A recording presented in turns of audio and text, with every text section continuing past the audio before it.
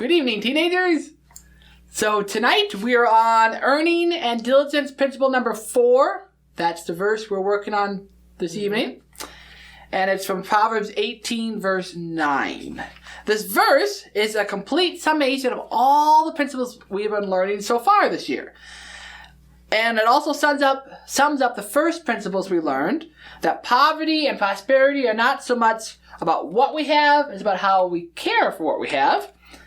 And it surely fits with the Bible's teaching that all we have and are comes from God, and that we need to be faithful with what God has given us. It is also the summation of the work ethic and the end result of failure to work. Yeah, it's a very basic and simple principle. This verse we're learning tonight, Proverbs 18, verse 9, he that is slothful in his work is brother to him that is a great waster. God gives us many things. He gives us opportunities, possessions, blessings, health, many things we're going to talk about. If we don't put effort into using what he gives us and maintaining it and keeping it up, it degenerates and then it's wasted. And that's why God said slothfulness or laziness to use and take care of what God gives us is a big waster. Take, for example, a man who has a business. Mm-hmm. If he were to go in and vandalize it or destroy it, we would say he was wasting it.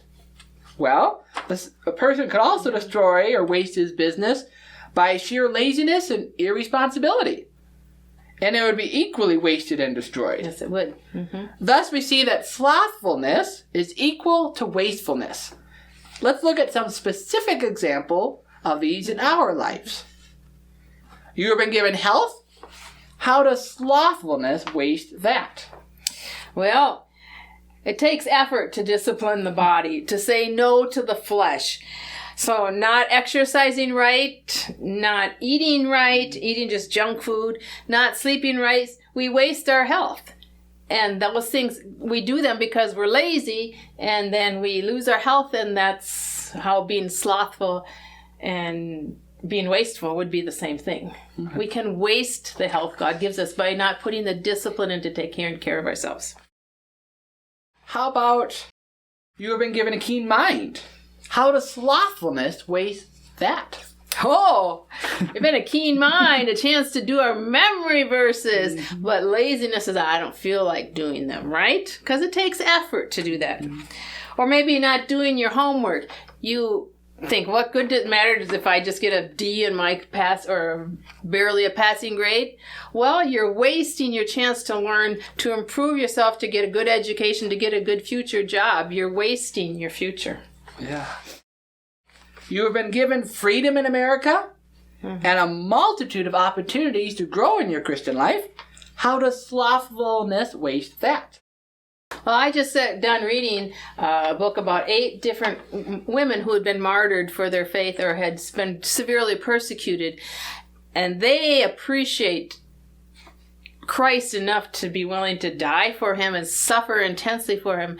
And they would give anything to be able to go to church. And now that we've lost our opportunity to go to church for a while, maybe we realize how valuable it is. But we might waste our freedoms of religion, our freedom to go to church. We might waste our freedom to have time to read good materials that will grow us in our Christian life, or to read the scriptures because of apathy, and then we waste our opportunity to grow, and someday we may not have these freedoms.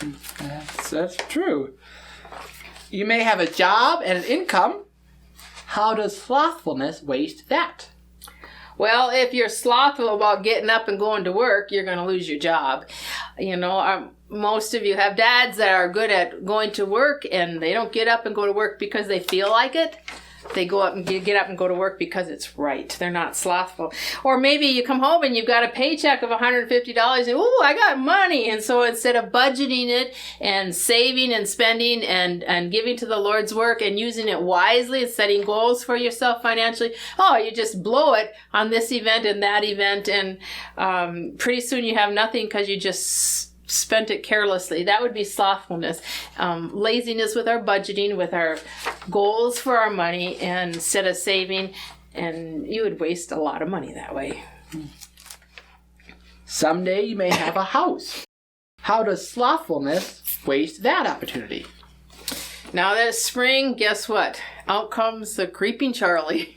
That's why I like winter. There's no, my yard looks the same as everybody else's yard. If you have a house, you need to mow the lawn. You got to keep the lawnmowers repaired. You got to rake. You got to weed. You've got to maybe paint. You maybe re-roof, wash windows, those kind of things. Trim the bushes. You have a house inside. You got to take care of it. You pick up after yourselves. You vacuum. You mop. You organize your stuff.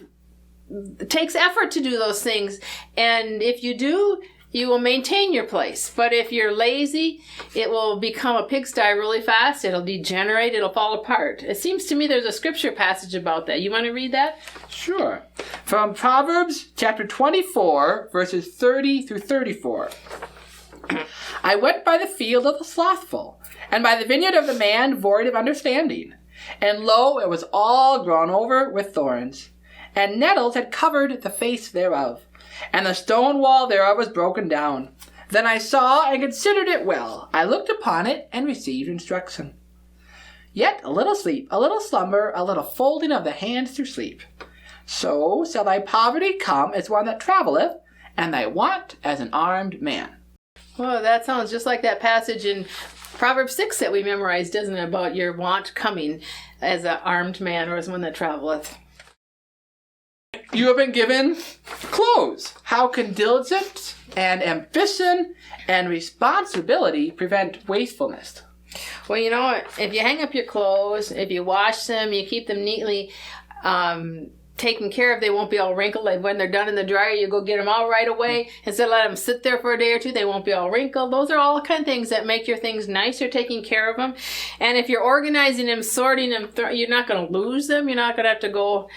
I can't find my shoes, I can't find my socks, I can't ever. It's just the discipline of taking care of our stuff takes effort, but it more than pays off in the area of prosperity. Remember how poverty and prosperity are not just about what we have, but about how we take care of what we have. Mm-hmm. You may have a car. How can diligence and ambition and responsibility prevent wastefulness there? Well, if you got a car, you got to change your oil every so many miles. You got to keep track of when it's time to get your oil in and change it. Check the air in the tires so you don't wear them out and have a flat. You wash the salt off the car so it doesn't rust as fast. Pick up the garbage on the inside so it looks decent and nice. All those things help make your car's life last longer and shows responsibility, but it takes some effort. Mm-hmm. Mm-hmm. So we ask, how do I not be slothful? Well, remember that being lazy or slothful comes from living by feelings, not by obedience, to doing what is right. Yeah, feelings plays a huge part. That's what slothfulness is. I just don't feel like it. We've all said that. I don't feel like getting up. I don't feel like doing this. But we've learned the importance of temperance, the Bible calls it, or discipline. It's a fruit of the Spirit. We read that in Galatians 5:23. And discipline is making my body do what's right, even when I don't feel like it. Yes. 2 Corinthians 9:27 calls it bringing my body into subjection. In other words, my mind says, I know this is right, this is what needs to be done, and I get up and make myself do it, whether I feel like it or not. And Romans 6, turn there in your Bibles if you would. Romans chapter 6, verses 12 and 13. Paul calls it yielding your members. That's the parts of your body.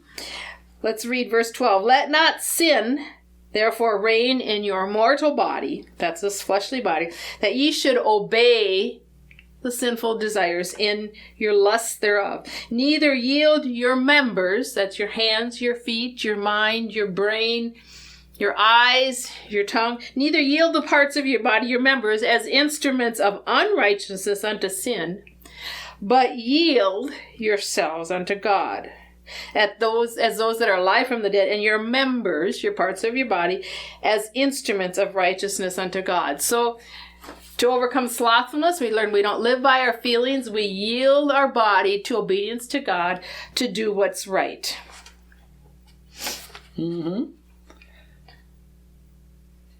So we yield our brain to think thoughts that are in obedience to Christ rather than to desires of the body. We yield our feet to go where we need to go, regardless of how we feel. We yield our mouths to speak what we need to speak, regardless of how we feel. We yield our hands to work and do what we need to do, regardless of how we feel. We yield our whole bodies to get out of bed or off the couch, regardless of how we feel. And we yield our attitudes to do it cheerfully, regardless of how we feel. Remember, feelings may seem real, but we live by faith or obedience rather than by feelings. Reminds me of the old song we used to sing. Oh, be careful, little hands, what you do. Oh, be careful, little hands, what you do. For the Father up above is looking down in love. So be careful, little hands, what you do. Oh, be careful, little feet, where you go. Oh, be careful, little feet, where you go. For the Father up above is looking down in love. So be careful, little feet, where you go. That's yielding our members as instruments of righteousness to God. Mm-hmm. That doesn't mean we never rest or relax or have recreation. We should rest and we should relax and have recreation too. God rested after he created the world. And it's an example to us that we rest because God didn't need to rest. God never gets tired. But he gave us an example. The thing is, rest and relaxation and recreation must come after our work, after our responsibilities are done. Then it's God ordained. But if rest and relaxation and recreation become before our work and before our responsibilities, then it's called slothfulness or laziness. So we need to keep it in perspective and in proper order. Well, let's say our verse, Proverbs 18:9, from Earning and Diligence Principle number 4. Let's go ahead and say it 5 times together. Proverbs 18:9. He also that is slothful in his work is brother to him that is a great waster. Proverbs 18:9.